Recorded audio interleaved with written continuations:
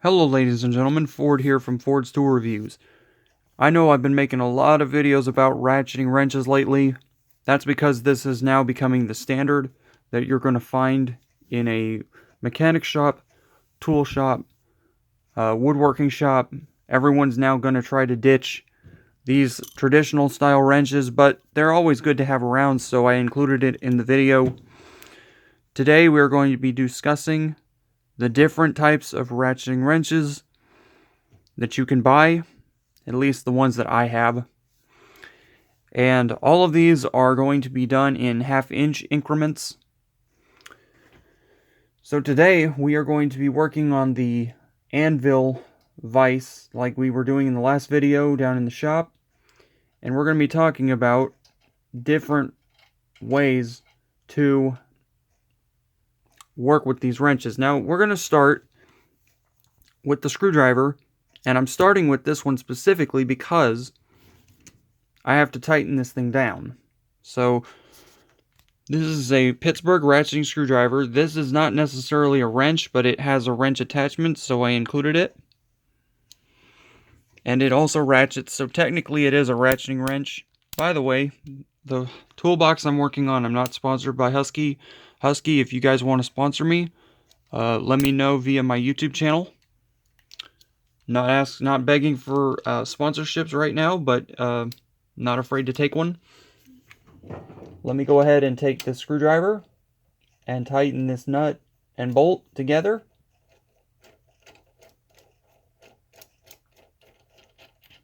Okay, I got it down as far as I can go.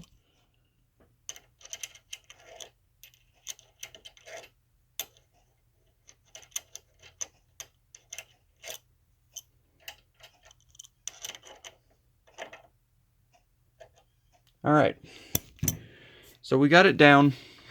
You can see this bolt is all the way down. It's all the way down. And I know I'm repeating myself a lot, but we're going to start with the most uncommon tool you're going to find is a stubby wrench. Now, you would use a stubby wrench if you had to get into a very tight place where a regular wrench wouldn't reach, or if you couldn't fit a ratchet extension into that part of the engine bay, or whatever you're working on. It doesn't necessarily have to be a car.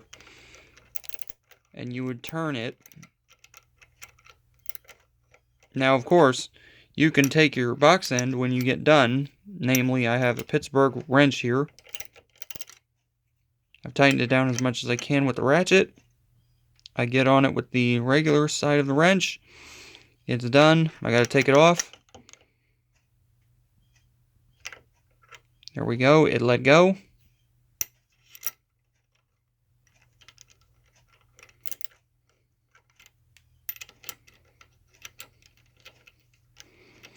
Now once it's loose, the only problem is the ratcheting mechanism won't work unless you're pushing down on it.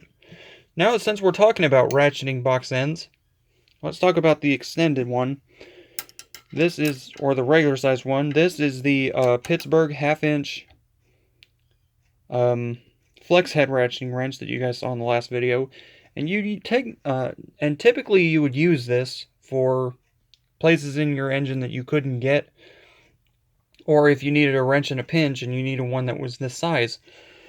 Of course, Pittsburgh does have their standard wrench, which is the next thing I'm going to purchase, because I've realized that I made a mistake when I bought the flex heads, because I don't usually work with flexible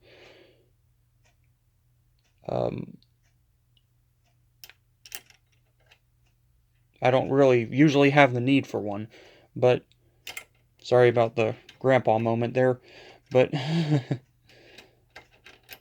but the good thing about this is even still, you can still use the box ratcheting end as a regular wrench, and when you get down on it, you can move it side to side, up and down, left and right, and you don't have to worry about it. That's a really good tool to have in your arsenal, quote-unquote, of tools. Again, you have your standard wrench, and then you have my favorite, the standard ratchet wrench. This I find to be the easiest way to take bolts off and put bolts on, simply because, oh, My vice grip's getting loose.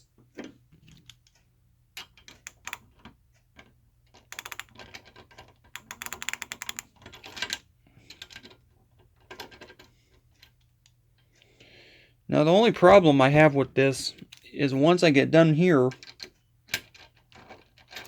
then you have to use a screwdriver to take it all the way out. Not sure if anybody else has a problem with this, but I sure do. So, only complaint I really have about this whole lot of wrenches is, well, this is a box end, so I don't really care about it.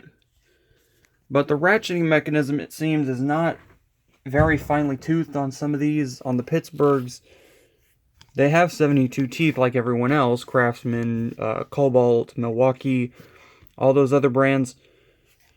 The problem is once you loosen a bolt or a fastener or a nut or whatever it is, you kind of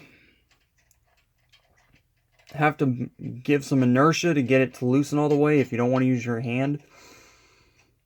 So, if I had a regular box end wrench, which I'm debating right now whether I want to buy a regular Pittsburgh box end wrench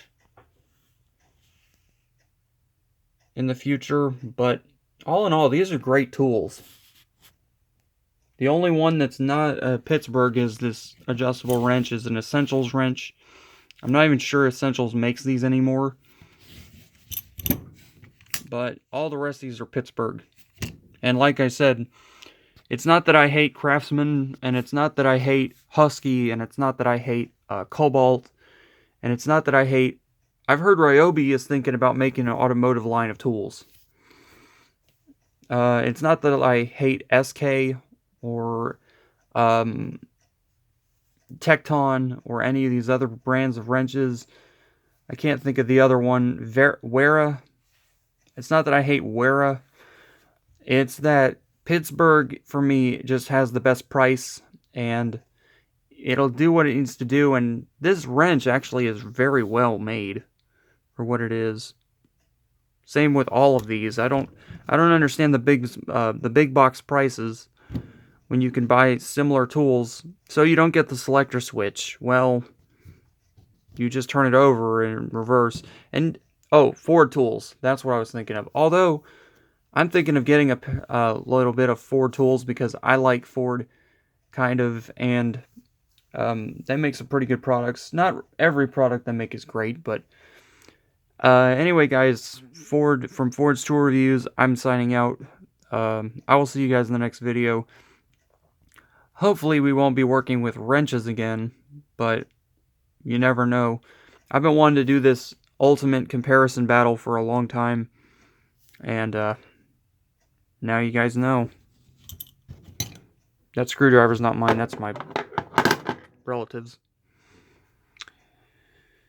Same as the Husky toolbox.